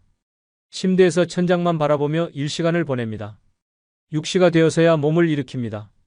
아침은 어제 남은 김치찌개에 밥 한 공기. 혼자 먹는 밥은 항상 맛이 없습니다. 7시부터 TV를 틉니다. 아침 뉴스, 드라마 재방송, 홈쇼핑. 시간이 어떻게 가는지도 모릅니다. 오전 11시 잠깐 현관문을 열어봅니다. 복도에는 아무도 없습니다. 이웃과 마지막으로 인사를 나눈 게 언제인지 기억나지 않습니다. 점심은 라면에 달걀 하나. 과거에는 이런 걸 끼니라고 부르지 않았는데 이제는 그마저도 귀찮습니다. 오후에는 또 TV. 예능 프로그램에서 나오는 웃음소리가 집안에 울리지만 순자 할머니는 웃지 않습니다. 저녁 6시 동네 마트에 갑니다. 하루 중 유일하게 집 밖으로 나가는 시간입니다. 계산할 때 마트 직원과 나누는 안녕하세요, 감사합니다가 하루 종일 나누는 유일한 대화입니다. 밤 9시 다시 TV 앞에 앉습니다. 뉴스에서는 물가 인상 소식, 연금 개혁 이야기가 나옵니다. 불안해지지만 어떻게 해야 할지 모릅니다. 누구에게 물어볼 사람도 없습니다. 밤 11시 잠자리에 듭니다. 내일도 오늘과 똑같을 것이라는 생각에 한숨이 나옵니다. 이게 바로 준비 없는 노후의 현실입니다. 돈이 없어서가 아닙니다. 연결이 없고 의미가 없고 희망이 없기 때문입니다. 두 번째 분은 이도현 할아버지입니다. 69세 수원에 살고 계시고 맞벌이하는 아들 내외를 위해 손주들을 돌봐주고 계십니다. 도현 할아버지의 어제를 보겠습니다. 새벽 5시 30분 알람 소리에 잠에서 깹니다. 몸이 아파도 일어나야 합니다. 손주들이 7시에 등교해야 하거든요. 허리가 아프지만 참고 일어납니다. 6시 초등학생 손주들의 도시락을 만듭니다. 며느리가 전날 밤 준비해둔 재료로 만들지만 새벽에 일어나서 하는 일이라 힘이 듭니다. 손주들은 투정을 부립니다. 할아버지가 만든 건 맛없어. 마음이 아프지만 참습니다. 7시 30분 손주들을 학교에 데려다 줍니다. 20분 걸어가야 하는데 무릎이 아파서 중간에 2번 쉬어야 합니다. 다른 할아버지 할머니들과 마주치지만 인사만 하고 지나칩니다. 대화할 시간도 여유도 없습니다. 오전 9시 집으로 돌아와서 설거지와 청소를 합니다. 젊은 시절에는 하지 않던 집안일이지만 며느리를 도와야 한다는 생각에 합니다. 하지만 허리와 무릎이 점점 더 아파집니다. 오전 11시 잠깐 쉬려고 소파에 앉습니다. 병원에 가고 싶지만 손주들 학교 시간에 맞춰야 해서 갈 수 없습니다. 친구들과 만날 약속도 모두 취소했습니다. 손주들 때문에 바쁘다는 핑계로 말이죠. 오후 2시 손주들이 하교합니다. 학원에 데려다주고 간식을 챙겨주고 숙제를 도와줍니다. 요즘 초등학생 공부는 너무 어려워서 잘 모르겠지만 그래도 옆에 앉아 있어 줍니다. 저녁 7시 아들 내외가 퇴근합니다. 가족 모두 함께 저녁을 먹지만 도현 할아버지는 피곤해서 말이 없습니다. 며느리가 아버지 많이 힘드시죠? 라고 물어봅니다. 아니야, 괜찮다라고 대답하지만 정말로는 매우 힘듭니다. 밤 10시 방으로 들어갑니다. 허리와 무릎 때문에 파스를 붙이고 진통제를 먹습니다. 병원에 가야 하는데 언제 시간을 낼 수 있을지 모르겠습니다. 아들 내외는 고맙다고 하지만 정작 본인의 건강과 삶은 뒷전입니다. 이게 바로 가족을 위해 자신을 희생하는 노후입니다. 나쁘지 않아 보일 수도 있지만 지속 가능하지 않습니다. 본인의 건강과 관계를 모두 희생하면서 살고 계시거든요. 세 번째 분은 박영철 할아버지입니다. 74세 전주에 살고 계시고 지역에서 봉사활동을 하고 계십니다. 영철 할아버지의 어제를 따라가 보겠습니다. 새벽 6시 자연스럽게 잠에서 깹니다. 일어나서 간단한 스트레칭을 10분 합니다. 하루를 시작하는 나름의 의식입니다. 몸이 예전 같지 않지만 꾸준히 관리하고 있어서 큰 불편은 없습니다. 6시 30분 아침 산책을 나갑니다. 30분 정도 동네를 한 바퀴 돕니다. 길에서 만나는 이웃들과 인사를 나눕니다. 오늘도 일찍 나오셨네요. 네, 좋은 하루 보내세요. 간단한 대화지만 기분이 좋습니다. 8시 집에서 아침을 먹습니다. 간단하지만 정성스럽게 차린 한 끼입니다. 혼자 먹지만 맛있습니다. 오늘 할 일들을 생각하며 여유롭게 먹습니다. 9시 지역 노인복지관으로 갑니다. 오늘은 초등학교에서 아이들에게 옛날 이야기를 들려주는 날입니다. 한 달에 2번 정기적으로 하는 봉사활동입니다. 아이들이 할아버지 왔다 며 반겨주면 정말 기분이 좋습니다. 오전 11시 아이들과 시간을 보냅니다. 할아버지가 어렸을 때는요 로 시작하는 이야기를 아이들이 눈을 반짝이며 듣습니다. 자신의 경험이 누군가에게 도움이 되고 즐거움이 된다는 사실이 뿌듯합니다. 점심시간 같이 봉사하는 다른 어르신들과 식사를 합니다. 서로의 안부를 묻고 요즘 관심사를 나눕니다. 혼자가 아니라는 느낌이 듭니다. 나이가 비슷해서 공감대도 많습니다. 오후 2시 집으로 돌아와서 잠깐 낮잠을 잡니다. 30분 정도만 자고 일어납니다. 너무 오래 자면 밤에 잠이 안 오거든요. 일어나서 차를 한 잔 마시며 오후를 준비합니다. 오후 3시 30분 동네 도서관에서 하는 독서 모임에 참석합니다. 한 달에 한 권씩 책을 정해서 읽고 토론하는 모임입니다. 오늘은 노년의 의미라는 책에 대해 이야기합니다. 다양한 관점을 듣는 게 재밌습니다. 저녁 6시 집에서 저녁을 먹습니다. TV를 보면서가 아니라 조용히 음식 맛을 음미하며 먹습니다. 하루 있었던 일들을 정리하는 시간이기도 합니다. 저녁 7시 30분 아들에게 전화를 겁니다. 일주일에 2번 정도 안부를 확인합니다. 아버지, 오늘도 바쁘셨어요? 응, 아이들이랑 재밌게 놀았다. 서로 부담스럽지 않게 적당한 거리를 유지합니다. 밤 9시 내일 할 일을 간단히 정리합니다. 일기장에 오늘 있었던 좋은 일 3가지를 적습니다. 작은 것이라도 감사할 거리를 찾는 습관입니다. 밤 10시 30분 잠자리에 듭니다. 내일이 기대됩니다. 새로운 사람들을 만날 수도 있고 재밌는 일이 있을 수도 있거든요. 만족감과 함께 잠이 듭니다. 이게 바로 준비된 노후의 모습입니다. 특별히 부자도 아니고 완벽하게 건강하지도 않지만 의미와 연결이 있는 삶입니다. 자, 이 3분의 이야기를 들어보니 어떤 생각이 드시나요? 여러분은 20년 후에 이 중 누구와 비슷한 모습일 것 같으신가요? 김순재 할머니처럼 고립된 삶을 살고 싶으신가요? 이도현 할아버지처럼 자신을 희생하며 소진되는 삶을 살고 싶으신가요? 아니면 박영철 할아버지처럼 의미와 연결이 있는 삶을 살고 싶으신가요? 선택은 여러분의 몫입니다. 하지만 이 선택을 20년 후에 하는 게 아니라 지금 해야 합니다. 왜냐하면 노후는 갑자기 찾아오는 게 아니라 지금부터 만들어지고 있기 때문입니다. 그럼 왜 우리는 이렇게 빨리 늙어가고 있는 걸까요? 왜 준비할 시간이 부족하다고 느끼는 걸까요? 가장 큰 이유는 사회구조의 급격한 변화입니다. 우리 부모님 세대와는 완전히 다른 세상에 살고 있거든요. 통계를 나열하는 것보다 여러분의 일상에서 직접 느낄 수 있는 변화를 말씀드리겠습니다. 여러분 주변을 둘러보세요. 아파트 단지를 걸어다니면서 말입니다. 낮 시간에 산책하는 사람들의 연령대가 어떻게 되시나요? 대부분 60대 이상이실 겁니다. 젊은 사람들은 모두 일하러 나가고 아이들은 학교나 학원에 가 있으니까요. 버스를 타보세요. 평일 오전 10시쯤에 타보시면 승객의 절반 이상이 어르신들이실 겁니다. 병원에 가는 분들, 복지관에 가는 분들, 시장에 가는 분들이 대부분입니다. 동네 상권을 보세요. 예전에는 문구점, 장난감 가게, 학용품점이 많았는데 이제는 약국, 병원, 요양용품점이 더 많습니다. 이게 바로 고령화 사회의 현실입니다. 좀 더 구체적으로 계산해 보겠습니다. 여러분이 지금 살고 계신 동네에서 아시는 사람 10명을 떠올려 보세요. 이웃, 동료, 친구, 가족 모두 포함해서 말입니다. 이 10명 중에서 65세 이상인 분이 몇 분이나 되시나요? 만약 여러분이 평균적인 한국인이라면 10명 중 3명에서 4명 정도가 65세 이상일 겁니다. 2050년에는 이게 4명에서 5명으로 늘어날 예정입니다. 절반 가까운 사람들이 노인인 사회에 살게 되는 거죠. 이게 여러분의 삶에 어떤 영향을 미칠까요?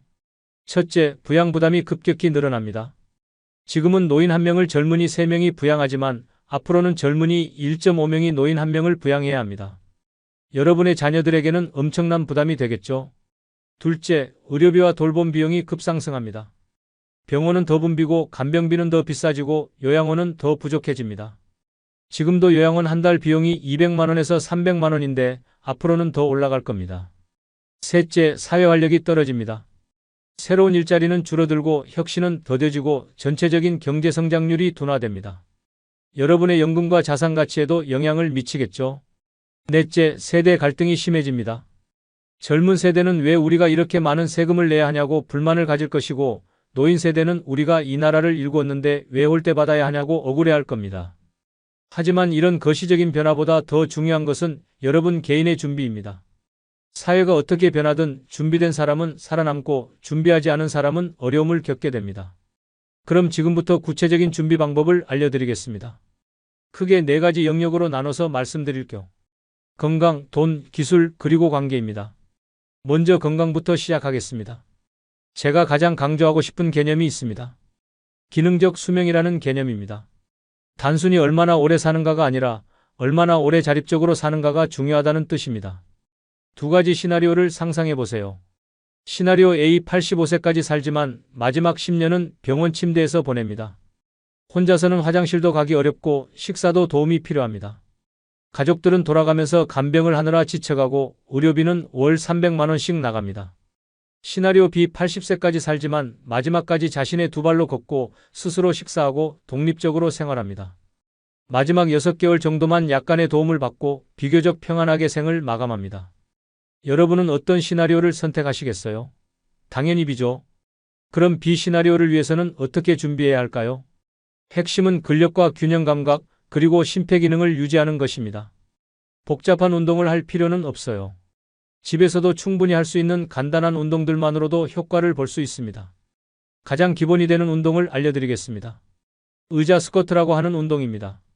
의자에 앉았다가 일어서기를 반복하는 운동인데 별것 아닌 것 같지만 하체 근력 강화에 정말 효과적입니다. 하루에 10번만 해도 됩니다. 방법은 이렇습니다. 의자에 앉습니다. 2 팔을 가슴 앞에서 X자로 교차해서 놓습니다. 그 상태에서 팔에 도움 없이 다리 힘만으로 일어납니다. 2초 동안 서 있다가 천천히 앉습니다. 이게 1회입니다. 처음에는 5번도 힘드실 수 있어요. 그럼 5번부터 시작하세요. 일주일에 하나씩 늘려가면 됩니다. 3개월 후에는 20번도 할 수 있을 겁니다. 왜 이 운동이 중요할까요? 화장실에서 일어서기, 침대에서 일어서기, 버스에서 일어서기.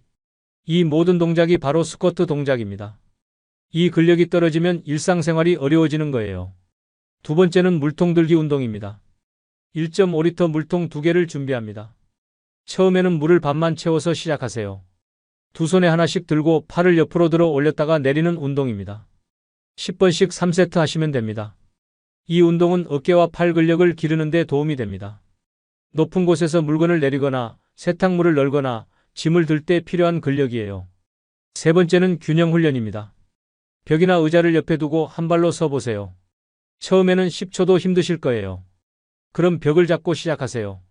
점점 벽에서 손을 떼고 나중에는 눈을 감고도 할 수 있도록 연습하세요. 균형 감각이 떨어지면 넘어지기 쉽습니다. 65세 이상에서 넘어져서 다치는 사고가 교통사고보다 더 많다는 사실 아시나요? 균형 감각 훈련만으로도 낙상 사고를 90% 이상 예방할 수 있어요. 이 3가지 운동을 매일 하시되 중요한 원칙이 하나 있습니다. 회복일을 반드시 만드시라는 것입니다. 젊을 때는 매일 운동해도 괜찮았지만 나이가 들면 회복 시간이 필요합니다. 이틀 운동하고 하루 쉬거나 사흘 운동하고 하루 쉬는 패턴을 추천합니다. 그리고 아픈 곳이 있으면 무리하지 마세요. 무릎이 아프면 물속에서 걷기를 하시고 허리가 아프면 누워서 하는 운동을 하세요. 자신의 몸 상태에 맞게 조절하는 것이 중요합니다. 운동만큼 중요한 것이 정기검진입니다. 1년에 한 번은 종합검진을 받으시고 6개월에 한 번은 기본적인 혈압, 혈당, 콜레스테롤 검사를 받으세요. 조기에 발견하면 치료할 수 있는 질병들이 많습니다. 치아 관리도 중요합니다. 6개월에 한 번은 치과에 가서 스케일링을 받으시고 충치나 잇몸 질환이 있으면 빨리 치료하세요. 나이 들어서 치아를 잃으면 영양 상태가 나빠지고 전체적인 건강에 악영향을 미칩니다. 2번째 준비 영역은 돈입니다. 노후 자금 계획을 세울 때 가장 많이 하는 실수가 무엇인지 아세요? 막연하게 많이 모아야지라고 생각하는 것입니다. 구체적인 목표와 계획 없이는 준비가 어렵습니다. 제가 실제 상담한 사례를 들려드리겠습니다. 66세 정미라 할머니의 가계부입니다. 정할머니의 월 지출 내역을 보면 이렇습니다. 생활비 120만 원. 여기에는 식비, 공과금, 교통비 등이 포함됩니다. 의료비 50만 원. 당뇨병 약값, 정기검진, 물리치료비가 들어갑니다. 기타 비용 50만 원. 경조사비, 손주 용돈, 예상치 못한 지출들입니다. 총 220만 원이 매달 나갑니다.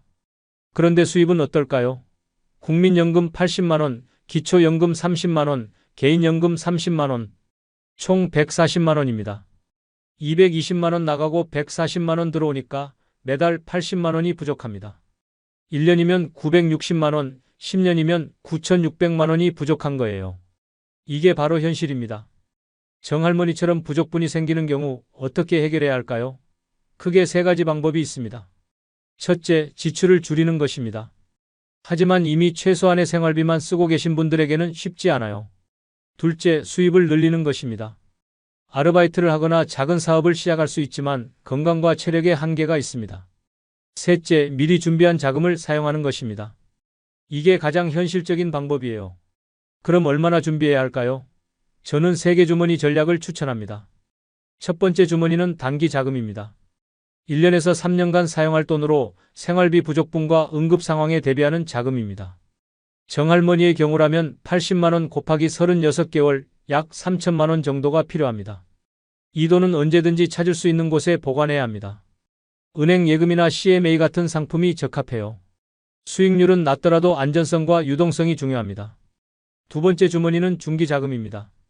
3년에서 10년간 사용할 돈으로 큰 의료비나 주택 수리비, 요양비 등에 대비하는 자금입니다. 대략 5천만 원에서 1억 원 정도 준비하시면 됩니다. 이 돈은 적당한 수익률과 안전성을 동시에 추구해야 합니다. 국채, 회사채, 혼합형 펀드 같은 상품들이 적합해요. 인플레이션을 고려해서 실질 구매력을 유지할 수 있는 수준의 수익률은 얻어야 합니다. 세 번째 주머니는 장기자금입니다. 10년 후부터 사용할 돈으로 나중에 거동이 불편해질 때를 대비하는 자금입니다. 5천만 원에서 1억 원 정도 준비하시되 이 돈은 당분간 사용하지 않을 예정이니까 좀 더 공격적으로 투자할 수 있습니다. 주식, 부동산, 해외 투자 같은 상품들을 고려해 볼 수 있어요. 다만 위험도가 높으니까 전체 자산의 30%를 넘지 않는 선에서 하시기 바랍니다. 이렇게 계산하면 총 1억 3천만 원에서 2억 3천만 원 정도가 필요합니다. 큰 금액처럼 보이지만 미리 계획하고 준비하면 충분히 모을 수 있는 금액이에요. 예를 들어서 50세부터 준비를 시작한다고 해보겠습니다. 15년 동안 매달 100만 원씩 저축하면 1,800만 원이 됩니다.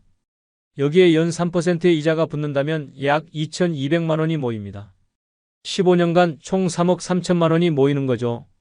매달 100만 원을 어떻게 모으냐고 하실 수도 있는데 방법은 있습니다. 첫째, 주택담보대출을 빨리 상환하세요.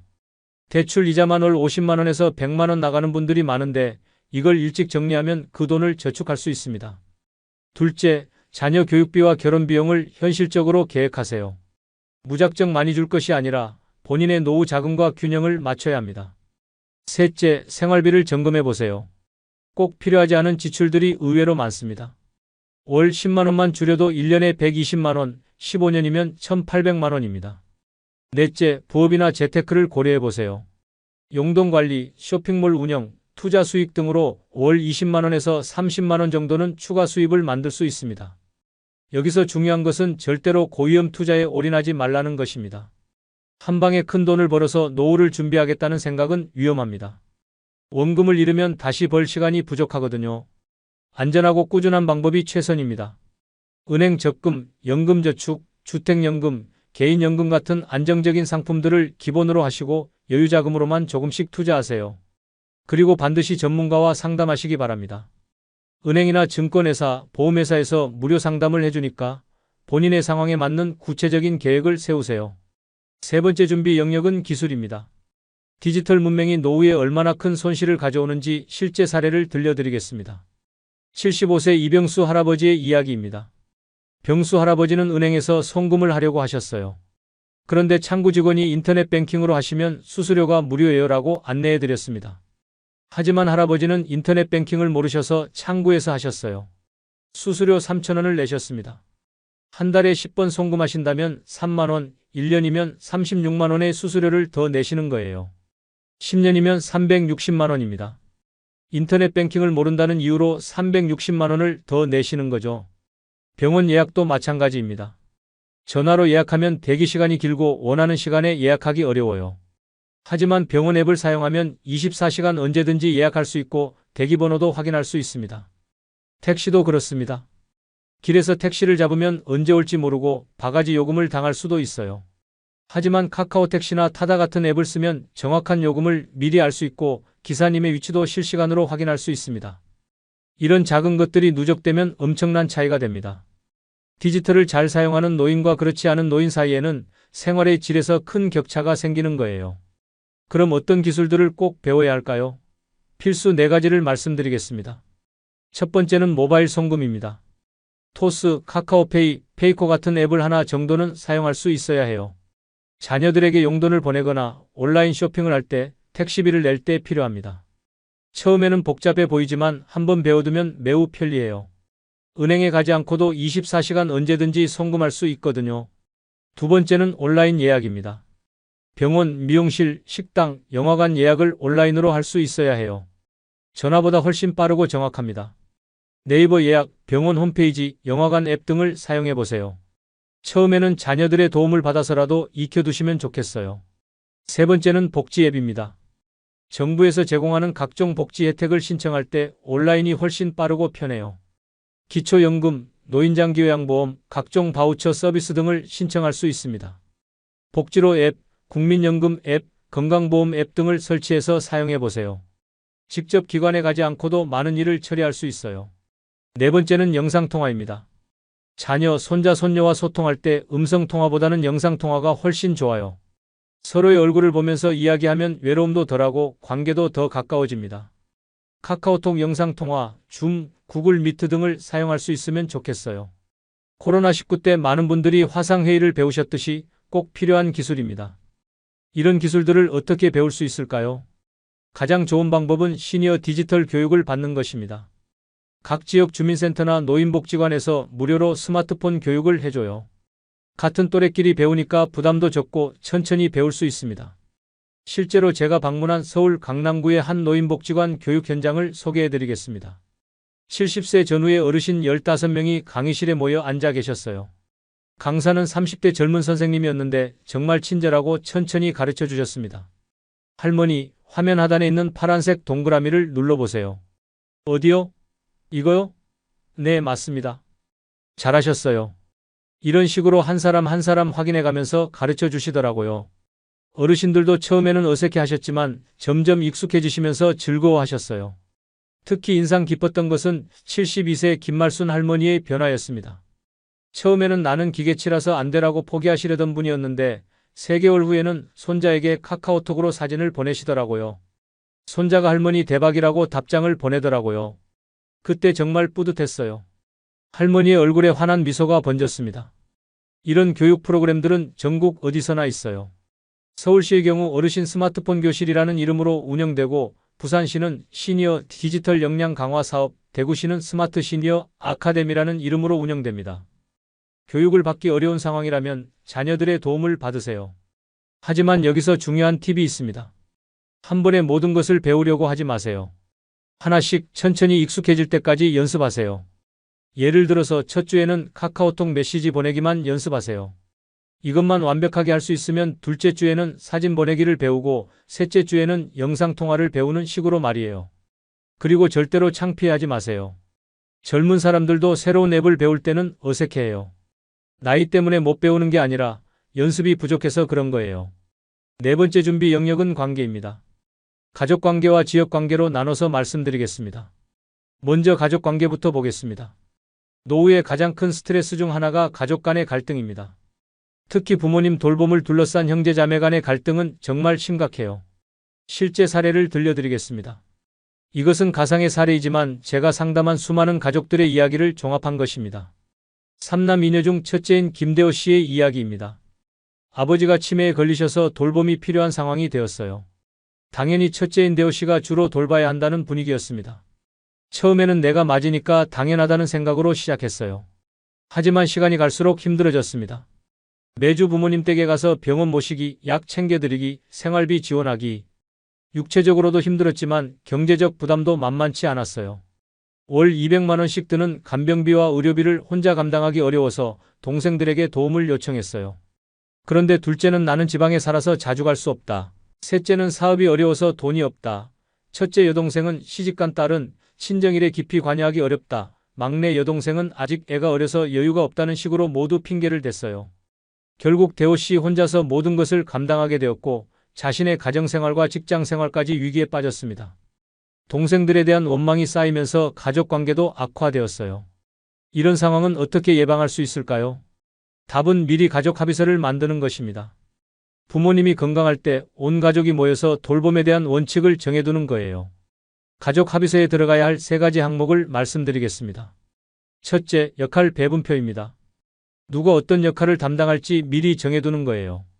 예를 들어서 첫째는 의료진과의 소통과 중요한 의사결정을 담당하고, 둘째는 월 2회 방문해서 생활 돌봄을 하고, 셋째는 경제적 지원을 담당하는 식으로 말이에요. 지리적 거리, 경제적 능력, 개인 상황을 모두 고려해서 공정하게 배분해야 합니다. 모든 사람이 똑같은 역할을 할 필요는 없어요.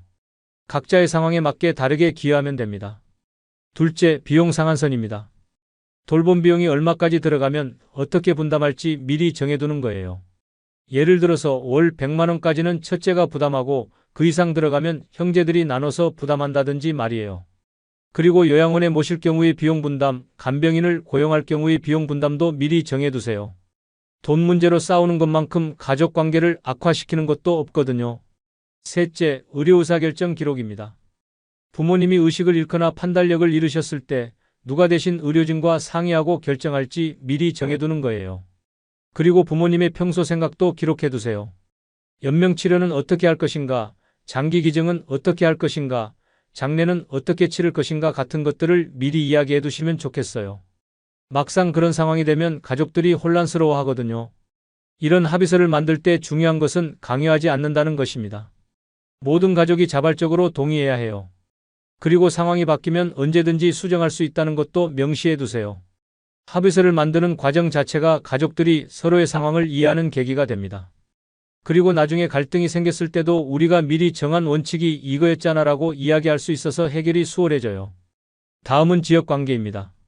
노후에는 가족보다 이웃이 더 중요할 수 있어요.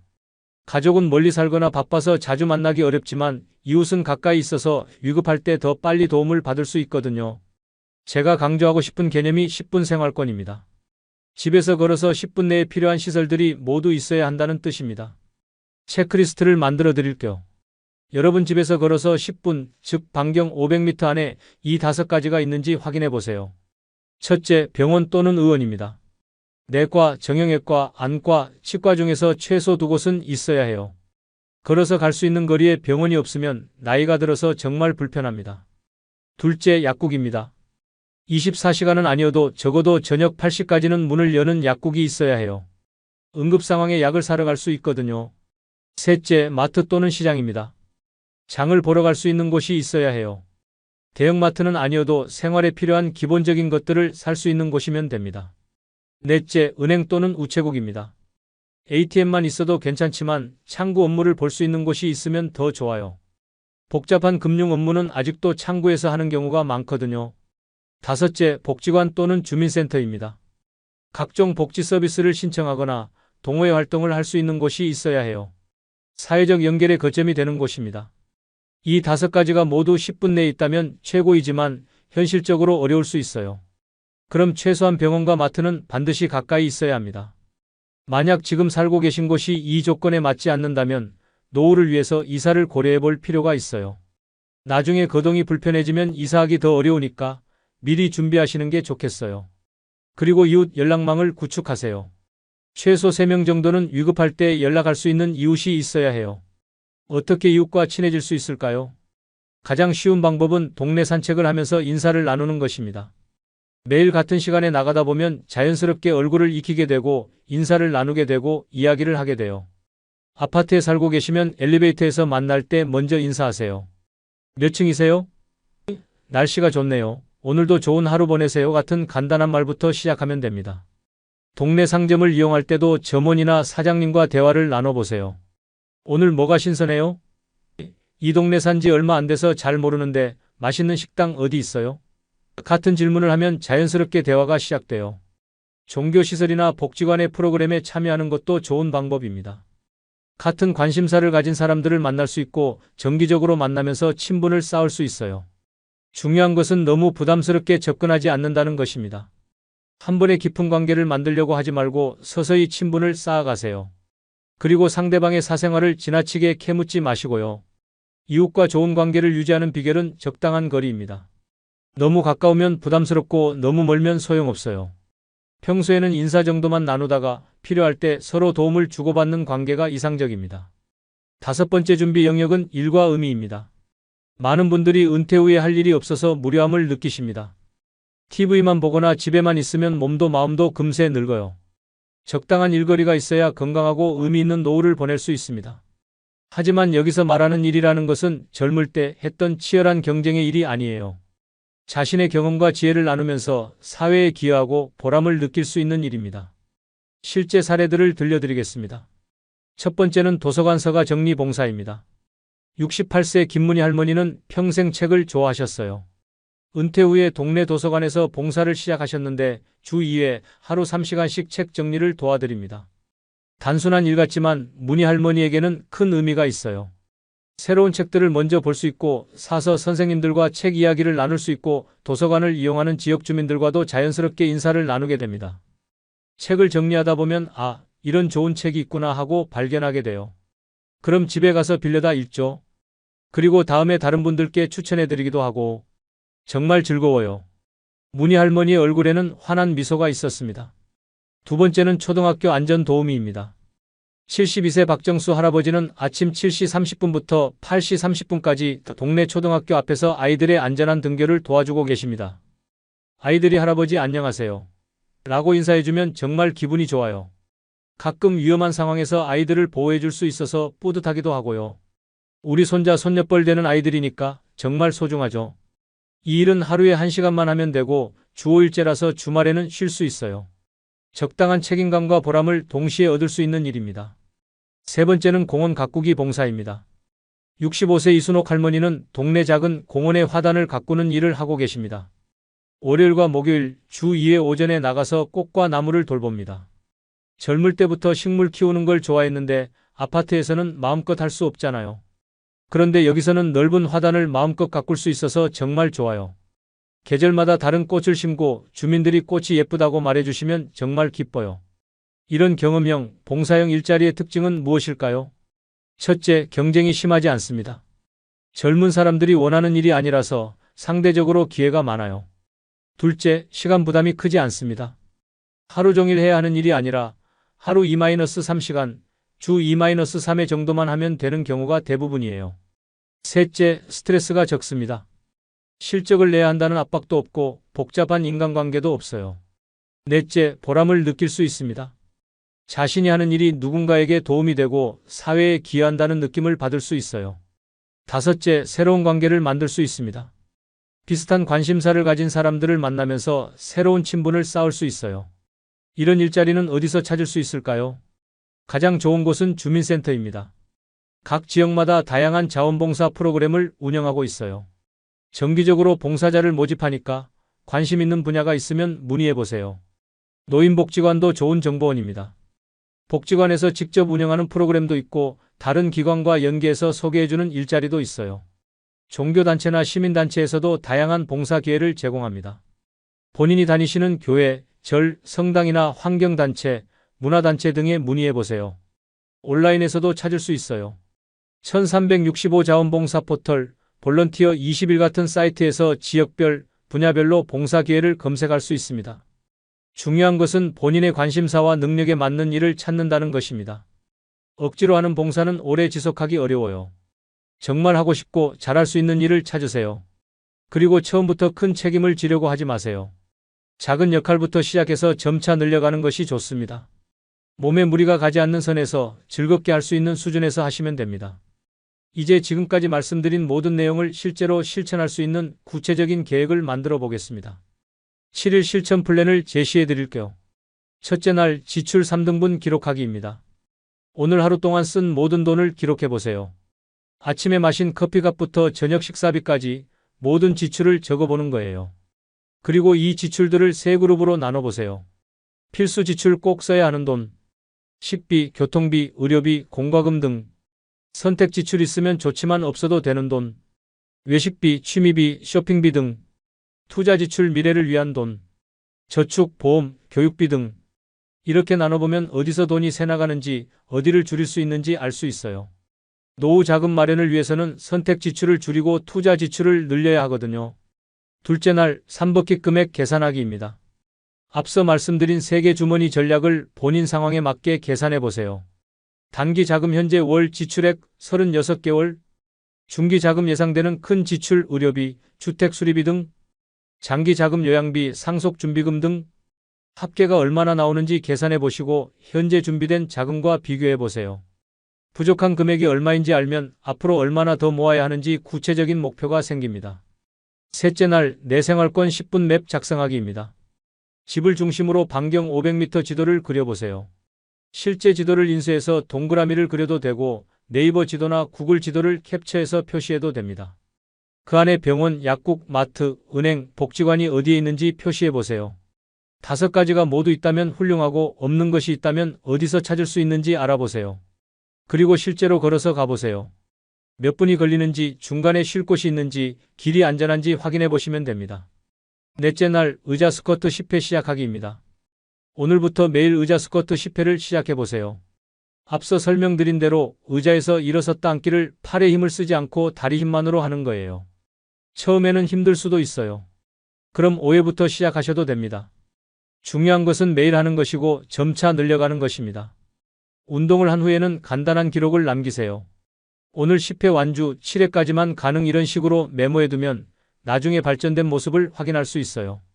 다섯째 날 가족회의 초안 잡기입니다. 형제 자매들과 노부모 돌봄에 대해 이야기할 계획을 세워보세요.